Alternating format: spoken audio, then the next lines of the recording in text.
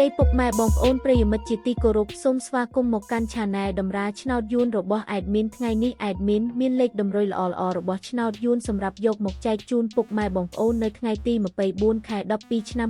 2025 នេះដូចនេះ Admin មិនចង់ចាយពេលវេលារបស់ពុកម៉ែបងប្អូនយូរតោះយើងមកតាមដានលេខតម្រុយឆ្នោតរបស់យើងទាំងអស់គ្នាសម្រាប់លេខតម្រុយ2លេខមានលេខ63លេខ44និងចុងក្រោយលេខ23សម្រាប់លេខតម្រុយអូស2លេខមានលេខតម្រុយទី1អូស60និងលេខតម្រុយចុងក្រោយអូស7សម្រាប់លេខតម្រុយ3លេខមាន5137គុណនិង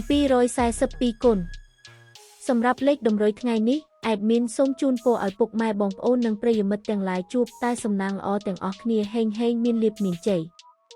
ជាចុងក្រោយសូមកុំភ្លេចជួយចុច Subscribe និង Comment ហើយដាក់សញ្ញារូបកណ្ដឹងដើម្បីជាការផ្ដល់កម្លាំងចិត្តមកកាន់ Admin ជាពិសេសងាយស្រួលតាមដានវីដេអូថ្មីៗនិងលេខតម្រុយល្អៗជាប្រចាំថ្ងៃជាមួយ Admin សូមគោរពលាពុកម៉ែបងប្អូនពី Admin តម្រាឆ្នោតយួនសូមសំណាងល្អទាំងអស់គ្នាសូមអរគុណ